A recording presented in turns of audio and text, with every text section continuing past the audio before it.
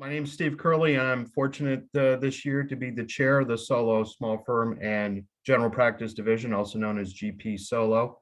Before I get started in earnest, I wanted to thank our co-sponsors for this program, which include the Seattle University School of Law, the Law Student Division, and the Young Lawyers Division, of which a long time ago I was the speaker of the Young Lawyers Division Assembly.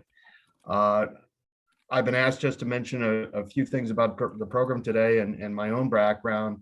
I started after law school in a very large firm, actually the second largest in the state of Connecticut, where I practiced as a commercial litigator. I moved on from that firm to an even larger New York-based firm. And finally, that New York-based firm merged with a very large San Francisco-based firm. So at one point, I had approximately 900 fellow attorneys that I was practicing with. It was at that point I decided to go off on my own. So there are many paths to the solo life, some of which start after law school, some of them start sometime later. But you're going to be learning about different approaches to things, and one of the best resources you have, regardless of whether you start off in big firms or small or governmental backgrounds or in some other format, is this division. This is the home to all attorneys, regardless of whatever practice setting you may practice in. So you've already taken the first step to getting to know us by joining the seminar, and you're in excellent hands with the panelists that you have. Very eager to hear what you have to say to us today, and I'll hand it back to Kari to get us started in earnest. All right, thank you, Steve. And also, as Steve noted to us speakers beforehand, if you're in a big firm, you would not be able to wear a shirt like he is wearing today, which is quite awesome. Next, I'll turn it over to Mark. Thanks, Kari. My name is Mark O'Halloran. I practice here in Seattle, Washington. My firm is on Mercer Island, Gosenko, O'Halloran, and Lepery. We are a small firm, 3 partners. We actually employ one of your fellow classmates at Seattle U.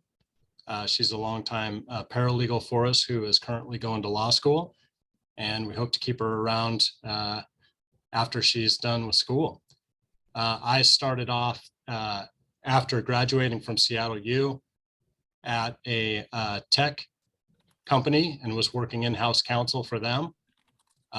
There was a push at that time for people to kind of go back to law firms as the first tech bubble was bursting. And I made my way to a small firm and then another small firm that led me into the partnership that I am in now. So I've been practicing in a small firm for about 20 years, and eager to tell you the positives and negatives of doing this. I don't have the shirt that Stephen does, but I do have a dog laying on my desk, and I'll tell you that might be a tough thing to do at a large firm. Thanks, Kari. And yeah, it's a real pleasure to be here. And thanks a lot for this opportunity. So my name is Shashi Vijay, and I own a Vijay law firm, which is, I practice out of the East Side. For those Seattleites here, it's just East Redmond, Bellevue area, not east of the mountains. So I've been in solo like for almost over a decade now, touching 12 years. And I started off, my journey also started off in, well, according to Seattle, it might be mid-sized firms, but about 30 attorneys in the firm in Seattle downtown, and actually a couple of them 30 attorneys and then 10 attorneys before I started my solo practice. I am still practicing in the same areas which I practice in the firm, which is real estate and business law and related litigation. And I will say that it is, after the solo, after taking the plunge in solo, it is the best thing ever. I've never looked back. I thoroughly enjoy it. I'm a huge proponent of solo practice, maybe specifically as a mom. I did get a lot of flexibility out of it when my kids were younger. And I'm also the chair of the Washington State Bar Solo and small practice section. So again, that is definitely my passion, and I'm a huge proponent. So I will, after the introductions, get into a lot of comparisons with big law and solo, but at the same time, I think it's, for me, it's been the best decision ever. Thanks so much. Great, glad to be able to round it out. David Levesque, of my office is Levesque Law, and it is located in Damariscotta, Maine. You can find it if you look at a map of Maine and find the coast and go to the mid of that coast, because we call this area the mid coast, go figure. It's about an hour northeast of Portland. That's really the best way to locate it. I started practicing out of law school with solo, and that wasn't a great fit. After that, I joined a small office. I was a sixth attorney, and after 3.5 years, decided to act on that bad fit, and then opened my own shop in 2003. And there was no looking back after that. It's just amazing. And I always debate every now and then, you know, should I have done that right out of law school, or did that experience that took me to opening that shop have the value to carry me forward here? I've been a solo and also in a small office. It's right now I currently have 2 law clerks and a paralegal. If they get licensed, then we'll have a small office of 3 attorneys. So sometimes it's been just me. Sometimes I've had 2 other attorneys here, and hopefully the goal is to have at least 4 of us shortly. So fingers crossed there. And I look forward to talking with you all about your questions about the benefits of the solo and small firm practice. All right, thank you. And just for everyone's knowledge, I'm Kari Petrosek. I'm the immediate past chair of the State Bar Solo and Small Practice section. Mark and I graduated law school together almost, well, just about 20 years ago now. I started in a small firm up in Everett, and I was in a couple small firms up there before I decided to go out solo about 8 years ago now. And like the others, there's no turning back. It's been a great experience. It was a bit scary at first to do that, but you know, things work out, and I loved the solo experience. I do juvenile law, estate planning, guardianships, elder law, and a little bit of family law. But frankly, being in a small firm, I was able to pretty much do everything other than personal injury work. So I kind of do a little bit of everything. So right now, I'll turn it over to Shashi and Mark to kind of discuss the pros and cons of working in a big or bigger firm versus a solo or small firm.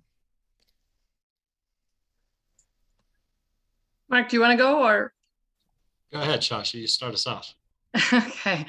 All right. So again, a lot of mine does tailor around. So just to kind of answer that in terms of, it's not quite big law if you consider 30 attorneys or 10 attorneys to be also mid-size and small firm. But what I will say, I've got a couple of pointers that I wanted to bring up, which really made my decision to go solo as well. So one, like I've talked, I'm a mom. I'm part of the Mother Lawyers of Seattle, Mother Attorneys, and like being able to have that flexibility, you know, in terms of the hours, in terms of the workflow, in terms of the cases, in terms of the clientele one works with, that's a huge benefit and advantage that I see with the solo and small firm. At the firms that I, at least in my experience that I used to work at, would you just don't have that kind of flexibility. You're, you know, the way you kind of go about your day, it's sort of predetermined, and there's not a whole lot of flexibility or visibility. As a typical first-year associate, I've really done the grind, the 80 hours a week, and it was just not the right balance or the fit that I was looking for at that time with my young and growing family. That said, I don't want to give any, you know, any sort of mixed messages. Solo and small firm also at times when I'm a trial lawyer, and there are times when we're pulling in, trial weeks, which are pretty much 60 to 80 hours a week. But the difference is, it's just a lot more flexibility on my end, and I get to control it. There's more visibility, and we can just plan around it. So I have a great litigation team that we're all hands on the deck when it's trial work and litigation work. But just with the comparison, it's not something that's you're blindsided by, which is what it is in our firm. And one of the myths I really want to dispel, especially as a new young lawyer starting off, is this whole idea of support and mentoring at a big firm. And honestly, in my personal experience, and I had great managing attorneys, and everybody was willing to support, but you are still, even in a big firm setting, kind of on your own. You're really, just completely sort of learning it as you go. There's not that much mentoring and support. And I found a great network with the whole solo firm and practice section. Aaron Rock, who's here as our guest as well, he's been great support for me personally too. And so just the whole network of solo and small firms here in the Seattle area, you can have that whole big firm setting literally created even in a small firm. And so that mentorship and all that people kind of assume that is available within a firm is just not the case. So those were kind of the main highlights for me in terms of the contrast that I had experienced, but I'll let Mark share some thoughts and then I can go in further. Sure. Thank you, Shashi. So yeah, to maybe open up with the pluses of this, and I'll go back and reiterate. So when I got out of law school, I thought I was kind of, specialty focus on intellectual property law. I didn't pay much attention in torts or civil procedure. Those weren't of interest to me. After practicing for a couple of years with an in-house counsel group that was supportive, and I got a lot of experience in different areas of law, it was a very reactive practice where things would be happening, they would come to you, they would happen to you, and then they'd be plopped onto my desk to respond to these things. So there definitely wasn't any choice as to what I was going to be working on for that day.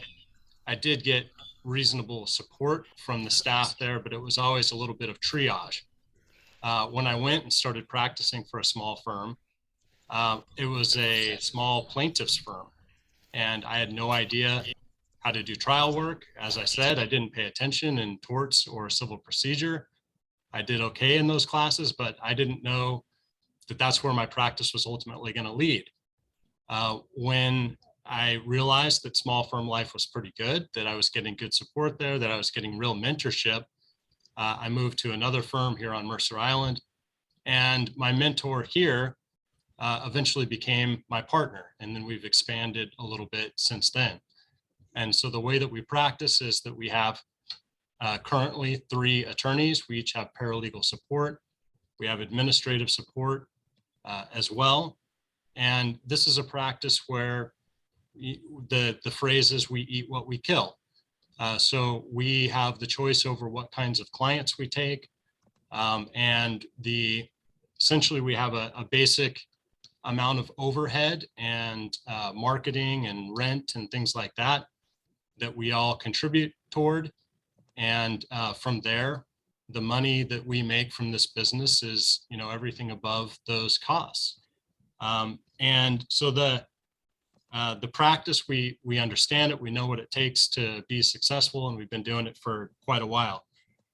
This kind of lifestyle, as Shashi said, can be very flexible. I don't have set hours. I mean, I usually practice during a certain set of hours, but there are days where I don't come in at all. There are days where I suddenly decide that the snow on the mountain looks really soft and fluffy that day, and I don't want to be here.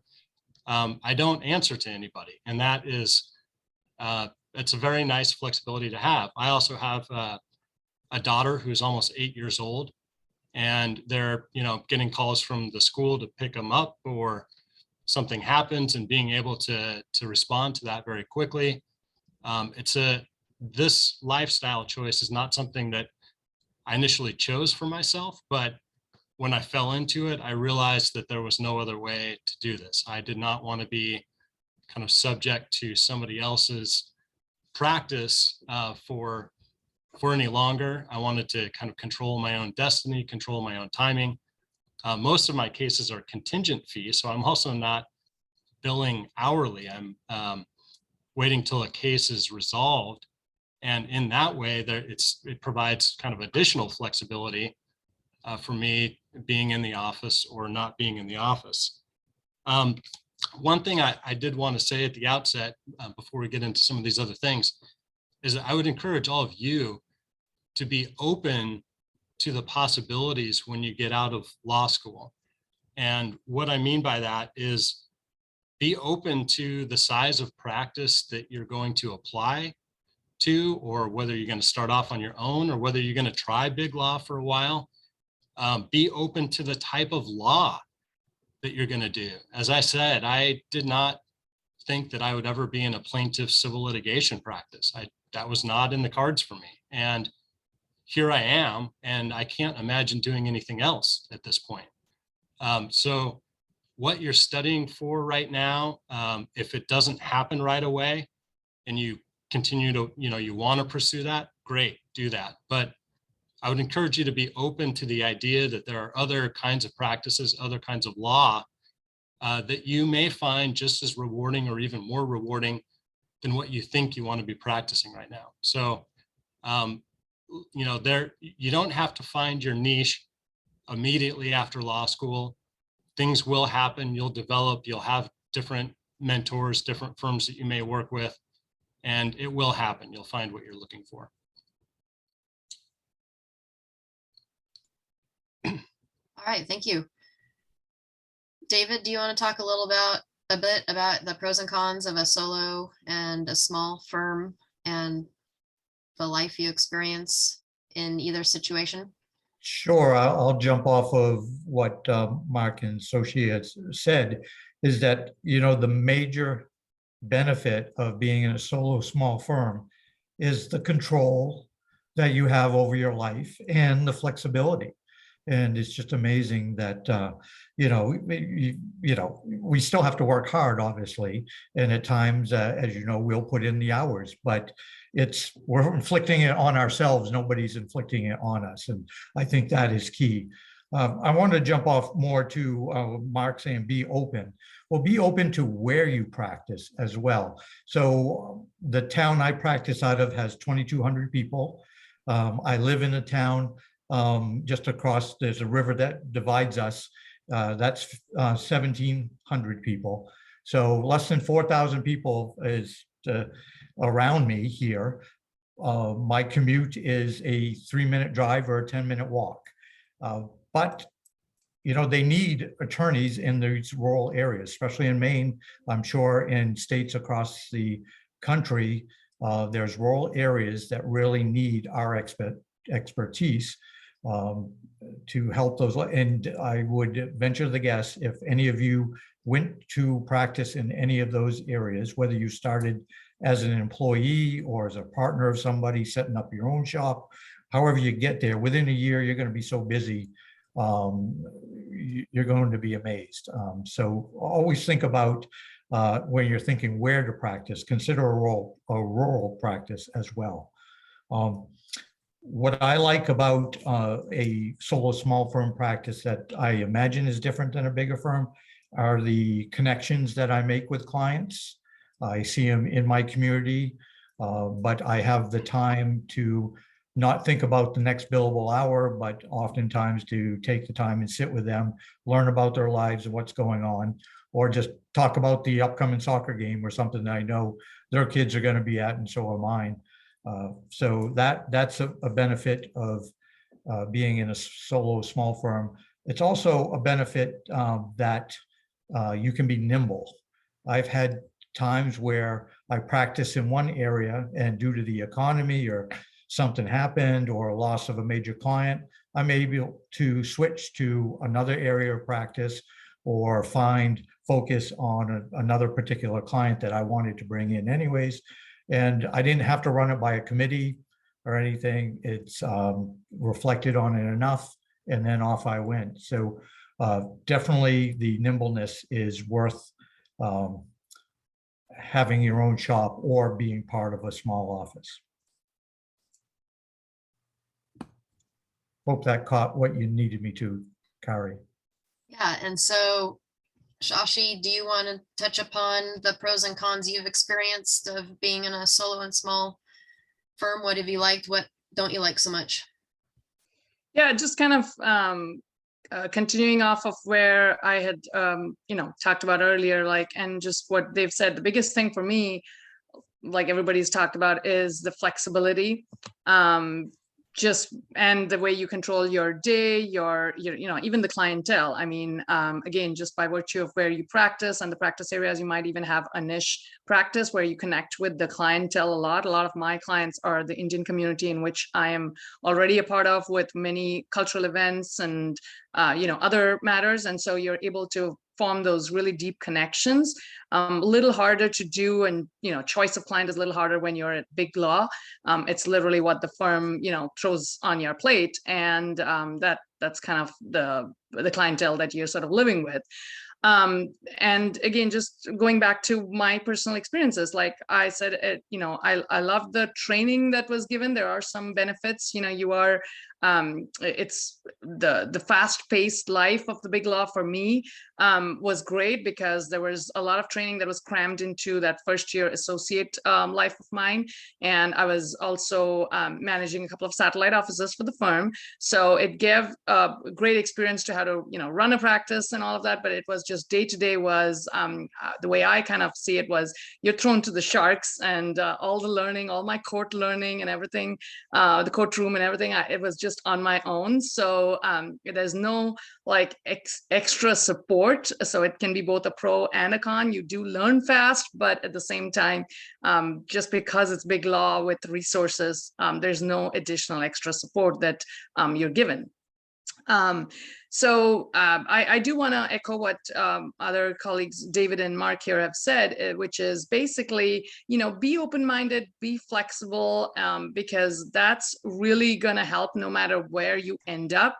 And again, to Mark's earlier point, there is no, there was no real plan. I think even when I graduated, the practice areas that I ended up in with business and a lot of the debtor creditor work, those are the only firms that were actually hiring. I didn't really envision, practicing in those areas. So keeping an open mind and having that flexibility really helps.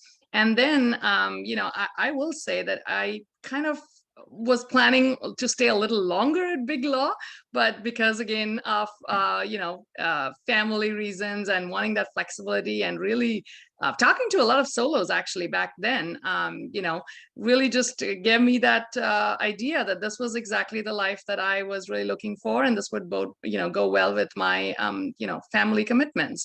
And so being able to be there for my family, being able to be there for every event that my children had at school, I think is a big draw for me. And so again, like I said, I'm a huge proponent of this, but there are, it has to work out for each person. So as long as you keep an open mind, and if you do end up with a big law, I do look at it as, it's not the end all, because a lot of that valuable training that you get there is really translated into the solo world as well. Just comparing the mix of what I've had with the on the clock billable hours at big law, I really just look at it as never going back, because it's something that really works for me and my family even today. And so I just wouldn't look at it as a very narrow decision. I really think that you should talk to, as you graduate and as you're thinking about things, you should talk to a wide variety of people and see what might be the right fit for you personally. Yeah, that's what I have to add. Go ahead, Mark. Yeah, I wanted to, we're all proponents here of the small firm solo environment, and that's not going to change with any of us. And I think if you talk to most, probably all solo small firm practitioners, that's the answer that they're going to give. But I didn't want everyone to see this through only that lens. There are some considerations that you have in a solo small firm practice, and I wanted to talk a little bit about some of those.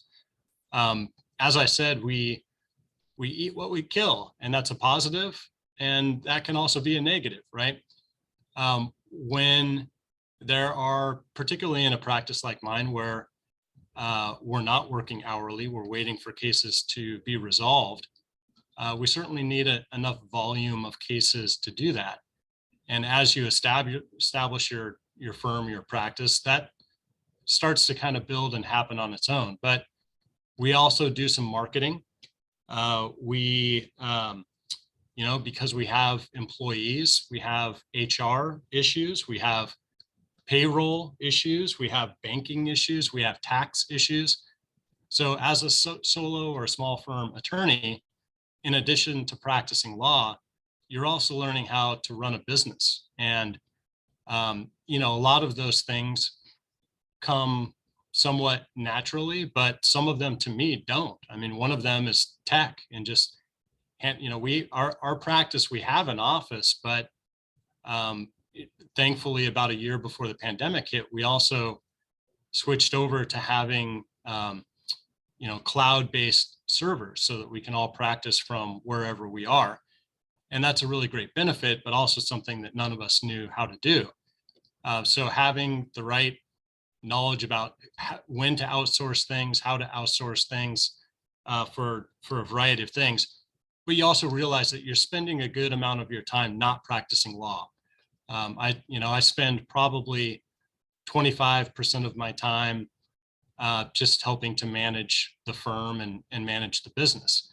So there is that side of it. And if you're not interested in that, then you probably won't be very successful in a small firm environment, because it does take some admin work on your own to make sure that you're successful.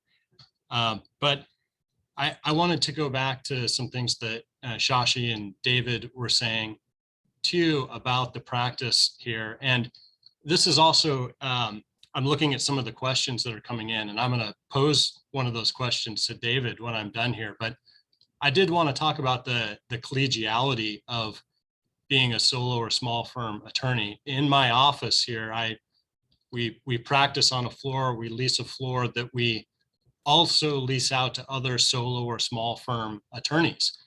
And there's a great deal of collegiality amongst the group. We're constantly in each other's offices asking questions about this or that, or do you have a form for this, or have you had this experience with this particular judge? Joining organizations. So I'm a member of the Washington Association for Justice, which gives me access to all kinds of other plaintiff civil litigation attorneys from around the state. Great resource for ideas and information and collegiality there. The ABA, obviously, the solo small firm practice group. I'm also a member of the judicial division. And all of these are really great resources for people that may be in areas where there are not as many attorneys, and being able to access attorneys from across the country or from across the state. It's a really good way to, one, feel like you're practicing with other people, even when you're not. I find that there is never a shortage of people who are willing to be helpful, that want to give you, advice, mentorship, copies of pleadings, templates, those kinds of things to help you get started or help you find your footing. There's, I think it's very rare for people to say no to somebody that reaches out for that kind of information. So all you got to do is be a little bit proactive and reach out for those kinds of things. I'm going to ask one of these questions to David, because I think this is good. There's a 1L that says she lives in a small town with just a couple lawyers, and knowing that she's going to be doing, knowing that she's going to be doing more general practice, what do you suggest that she does in law school regarding courses or internships to maybe get ready for that? Or is there a way to get ready for that? I saw that question too, and thank you for posing it, directing it my way, Mark. I think just getting the general education that she could get from the law school, enough to prepare her for the bar exam, is going to go a long ways in the practice. If there is a practice clinic, getting that experience would certainly help, especially if you plan on going on your own directly from law school. Having that, I was like Mark, I was thinking I was going to be a transactional lawyer, but I ended up in a smaller office and they sent me all the small claims, and I started to say, hey, I like this litigation thing, and it grew from there. So having that experience and being more well-rounded will be handy. But ultimately, working on, even if it's outside of law school, building relationships, because that's going to be key in a small area, and maybe getting some business classes under your belt if you plan on being a solo. I had the benefit of actually obtaining a master's of an MBA before law school, so I don't mind the business part of it, or I'm comfortable doing it, but I'm discouraged about how much time it does take. And Mark, I'm looking at, especially because I'm managing other people in the office, I'm at 50%, I think, doing the admin and management stuff. Now, I could outsource some of the things, and I just have to convince myself that, outsourcing it is the financially smartest way to do it. I'm spending money, but I'm converting my own time to other things. And sometimes I think, no, I can get it done quicker. And that's the same thought that I had before I hired, whether it was an assistant or a paralegal or a law clerk or an attorney. It's you have to make that financial decision along the way. So yeah, I would focus more on the general education. Take anything that's interesting to you. And if you're learning how to learn, because you're going to continue learning once you are behind your own desk, you're going to be okay no matter where you go, a small town or a big one. But learning how to build relationships with others is going to be key, because everybody's going to know you. I went to a gathering one night and somebody introduced me, and they said who I was, and the person to whom I was being introduced said, "Oh, you're the lawyer." I'm like, wait a second, we got 12 lawyers in this town. Why am the lawyer? Well, most of the lawyers in this town are over the age of 65. So I was the youngster lawyer at 35 at that time. I want to go touch back on the flexibility piece just one bit, and say that I've taken that flexibility to the max by being involved in my community, being involved in bar associations. I know Mark touched on doing stuff outside of the office. To me, I found a quality of life by doing that, and it's really important to me. And I'm not quite sure that I would have the same opportunities to do that in another practice setting. So I hope that you all are equally interested in being involved in your communities, whether it's the Habitat for Humanity or the Chamber of Commerce or some nonprofit board or bar associations. And I think I've been on all of those in my community involvement, but find a setting where you can do all of that, because it's crucial. And we have skills that we bring to the table that they want in our community, and be humble when you do that. So that's how I would answer that question and add to it. Thanks. So David, since I think you're the only general practitioner amongst us, but just because of your location, how are you able to differentiate yourself from other solos who also do general practice? It's amazing. One time somebody said to me, "Geez, I'm glad you're my lawyer." And I go, "Well, why is that?" Says, "You answer my phone calls." So being responsive has really made a difference. I think the part of the reason is that the bar in Maine, and I think it's graying all across the country, is that attorneys are getting older, so they're not so motivated to answer that phone call or return that phone call. But to me, that was very important in building my practice. And I thought, great, somebody's calling me. They must think I can do something to help them, and a bit of pride with that. So I didn't want to miss that opportunity. And then I found calling people back was a natural and respectful thing that I would want if I was reaching out to somebody. So really the success in the community that I found is being responsive, but also that community involvement that I had just mentioned about too, I think is a major factor, because not all the attorneys in this small town are involved in many or any other endeavors than their own law office. I would say that your advice pertains to anyone who is an attorney, regardless of the size of your firm. If you answer the phone, in my experience, people make phone calls to many firms, and it's pretty much the first attorney to return their call is the person that usually they'll go with. And so, you know.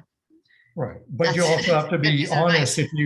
If you answer their call and they have a matter that you shouldn't take, you should say, sorry, I can't help you with that. And you don't want to overpromise, because then you're going to get the name within the community very quickly that, hey, you know, you don't want to go to him because you can't trust him.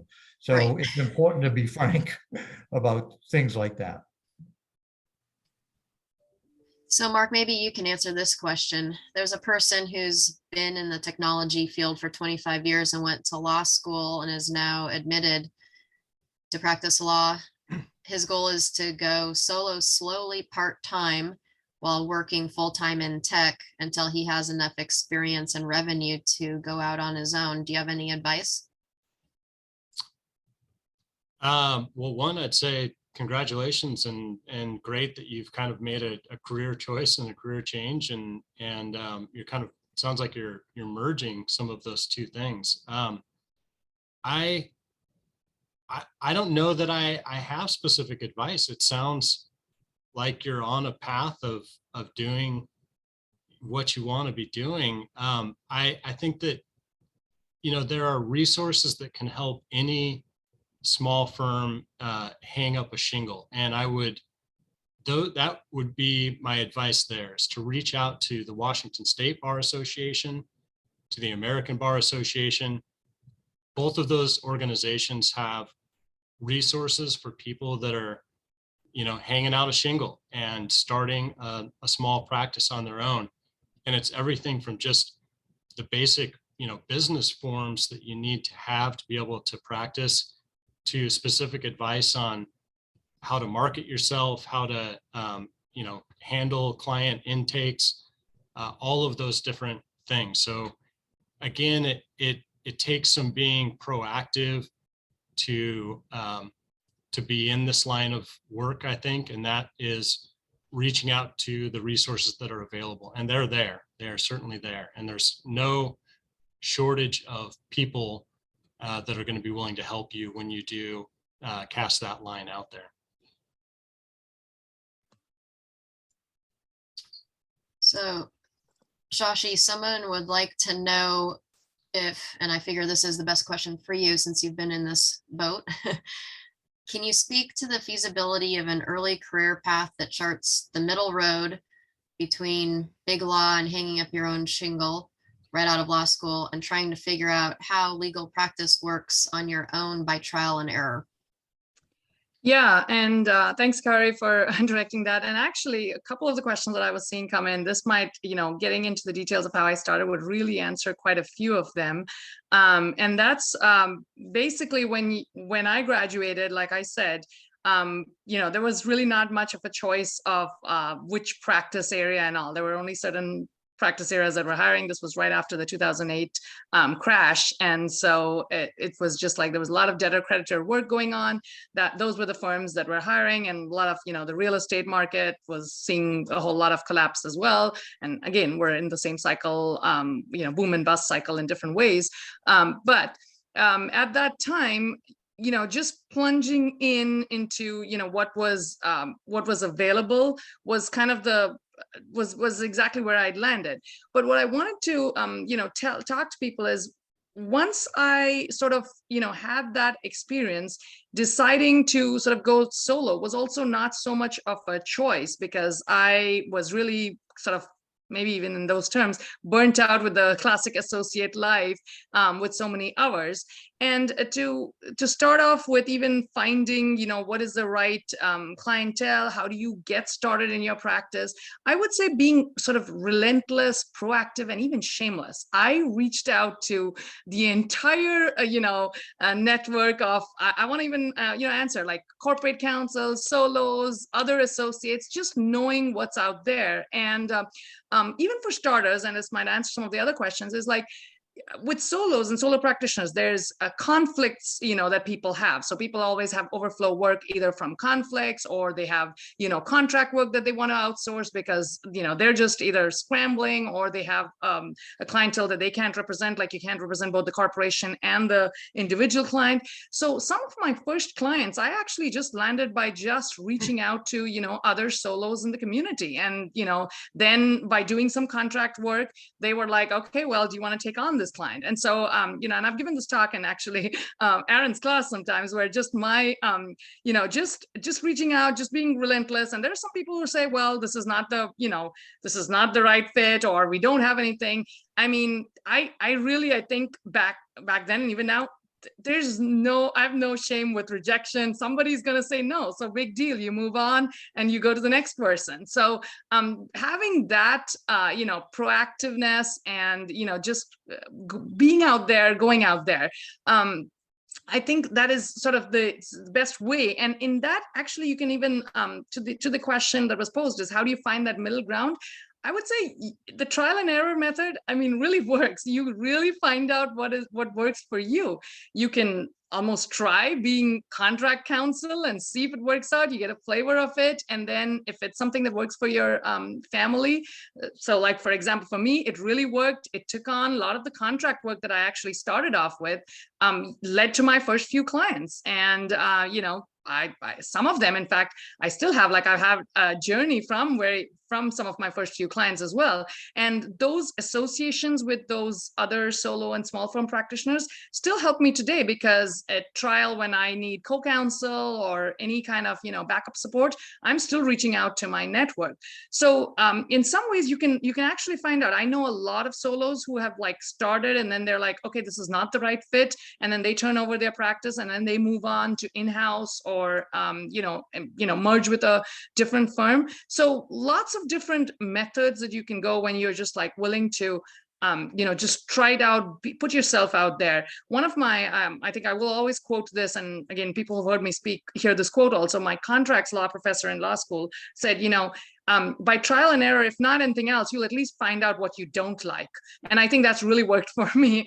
You just try, and it just, at least there are some things that I'm, okay, I'm not going to do this again. I'm definitely not going to, operate this way. And so some people really find out that even solo won't work. I want to touch upon, because both the tech lawyer or the tech person who wanted to be like doing part-time and all, I want to throw this out, that even in-house counsel lawyers, have conflicts, or they have sometimes overflow work where it's a small project where they will associate with outside counsel for a while. And I've done some of those gigs myself, just because of my network. And in fact, as part of the mother attorneys, I've actually sort of what we call subbed, or just been in place where an in-house counsel attorney wanted to go on maternity leave. And so I've had that flavor of like, what does in-house counsel even look like?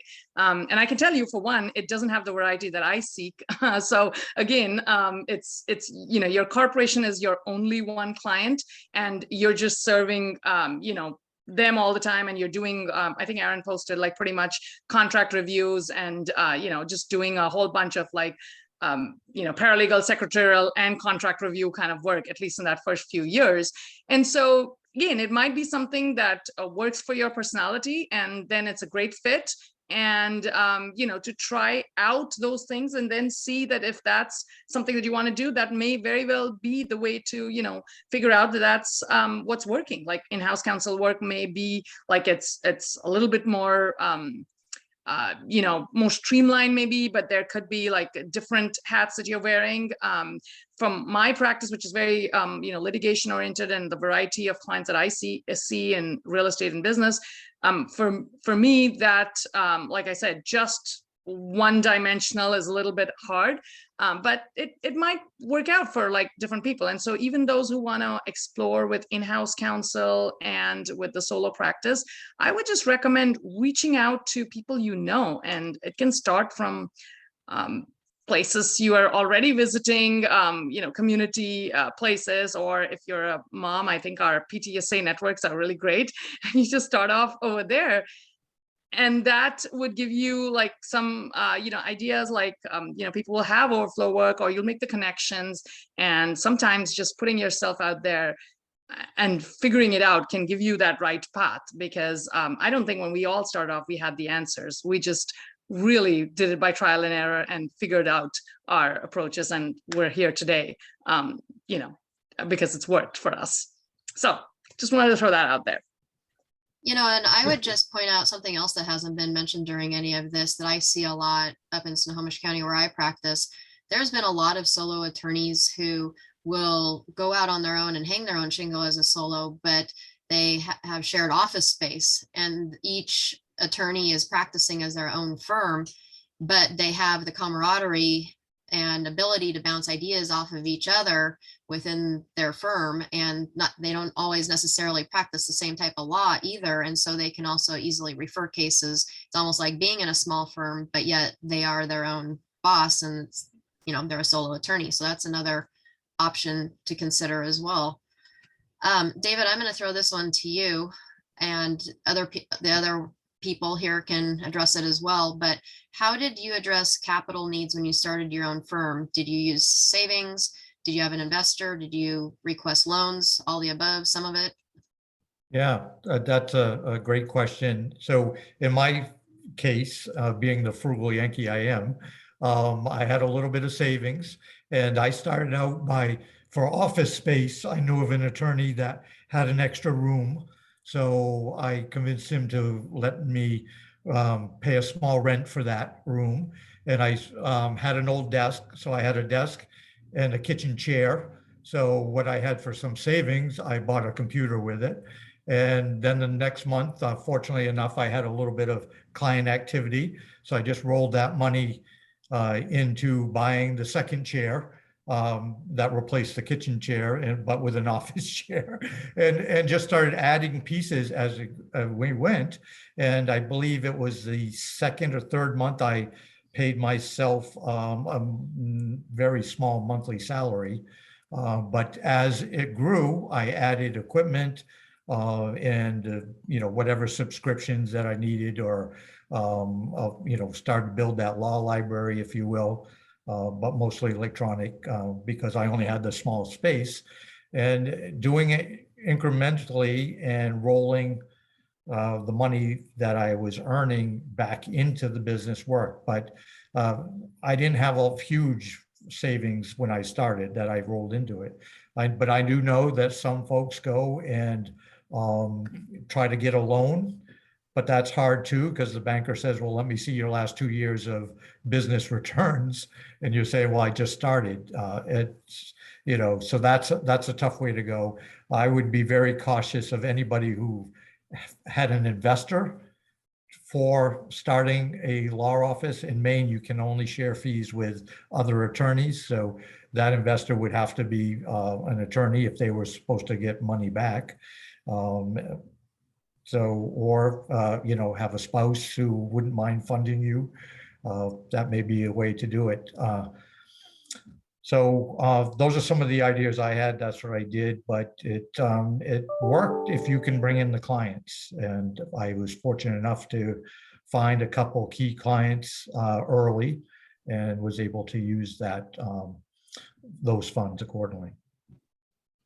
I did it a completely different way, and I was fortunate to be able to do this, but I think this option is available to anyone who can find a practicing attorney like I found. I found a practicing attorney that had an established practice, that had a caseload that was too much for him to handle on his own, who advertised for an associate position.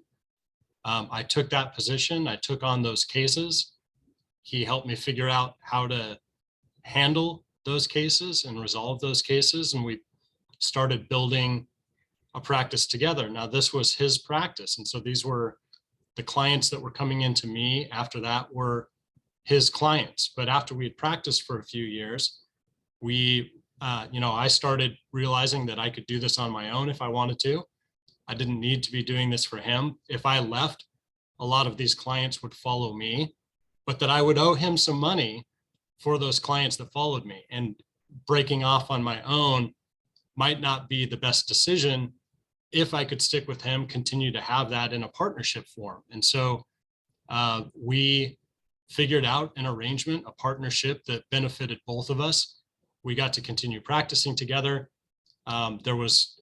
When I resolved certain cases, he would get a certain percentage of that money. It wouldn't go to me, it would go to him. And then any new cases that came on after that or to me would be mine exclusively. So it took me a few years into our partnership for me to kind of resolve those cases that formerly existed and were his and my cases together. But in that way, we've had this smooth transition into this partnership that's, now lasted almost a decade, where I didn't have to front any of the money, and he was willing to. It was a mutual benefit to him to not lose me and that part of the practice, that he kind of maintained the costs that were advanced on those cases and waited for those clients to resolve before he was paid out on those. And I think that there are a lot of practitioners that would be willing to operate in that similar kind of environment.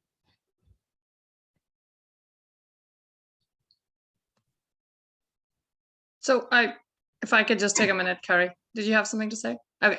I wanted to just add on that because, and I have put in the lean startup model, kind of what David talked about, but I really wanted to just go back, and I know it's going to sound like I was really relentless and shameless, but when I started my practice, there are tons of free resources available also, much to what David was saying. It takes very little. Fortunately, I also had some savings and all to start with, but it was really not less. And I really had goals, and this also helps you when you're practicing to have goals like where I'm gonna, somehow or the other, have this much of an idea for like 3 months of time. And if I haven't made this, like haven't nailed one client by that time, having those goals really helps, because once you get that one client, then that feeds off and then you can, do more. I just wanted to throw this out. There is no reason to spend for marketing. There is absolutely there's enough of free marketing, free networks. You join I'm sure all bar associations like ours has the, sections memberships that are offered at least for the first year free. I'm going to put in plug for the solo section that does it, because that is a section that you definitely should join, not just me being chair, but that is a great network and a great community. I mentor a lot of people literally who have built successful practices, and I do it by this. I can literally point you to resources that I've used. They're free lunches, free webinars, free networking events that you can go to. I would say, just breaking down to the details, lunches, you can just go in, even if you're taking people out for coffee and lunches, it's just on a very shoestring budget. You can just have a few lunches. There are a lot of network events that say bring a guest free. So I used to really go to all the free events possible. And that's how I started building my network and building my clientele. I took 0 clients from the firm that I left. And I just started from day one. And, some of the contract work that you do here and there might get you some of the initial funds. And I literally just built it up from, ground zero. And that's why I call it the lean startup model. That book is written, of course, for business entrepreneurs, but I think it really works for, any type of entrepreneurship. So I know we're, getting to our time, so I won't take more. Okay. Steve, do you have any final words? Well, first of all, I wanted to thank everybody who participated today. I think you got a wide range of differing perspectives, and I'd be a little remiss to let you go without having one more. My own is the development of my firm is a little different than what you've already heard, because I'm a complex commercial litigator. I came from the biggest of the big firms. I worked on the biggest of the big cases.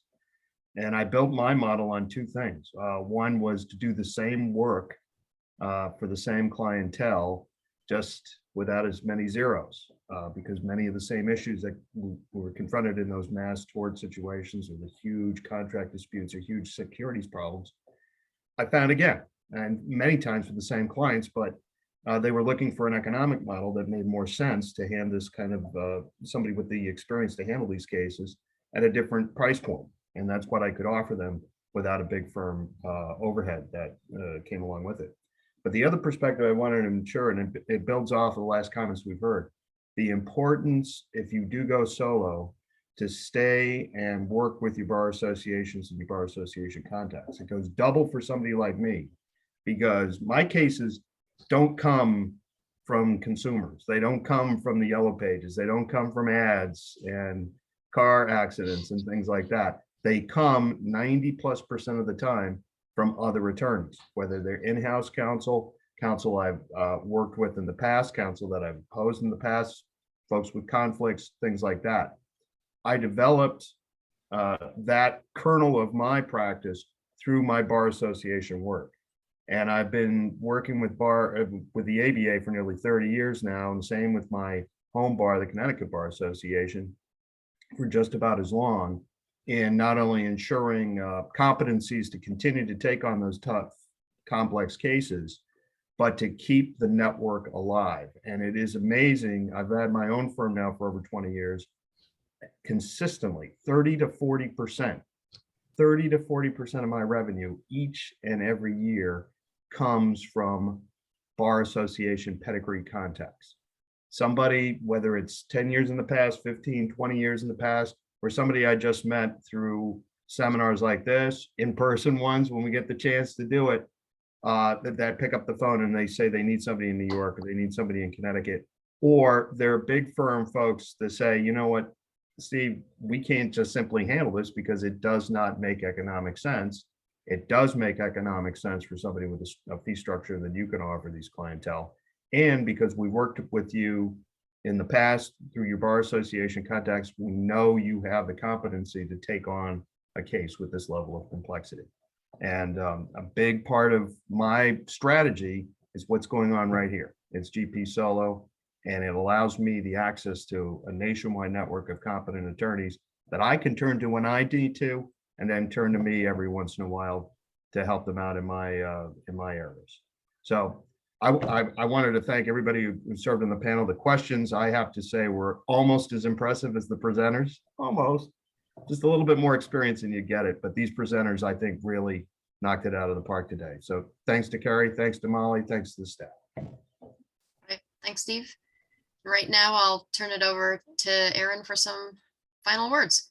Thanks, Kari. I just want to extend a thanks on behalf of Seattle U Law to you, Kari, to all of the panelists, to Molly. I want to thank the ABA Small Firm and General Practice section, along with the Law Student Division and Young Lawyers Division, for inviting us to partner on this event. I have really enjoyed it.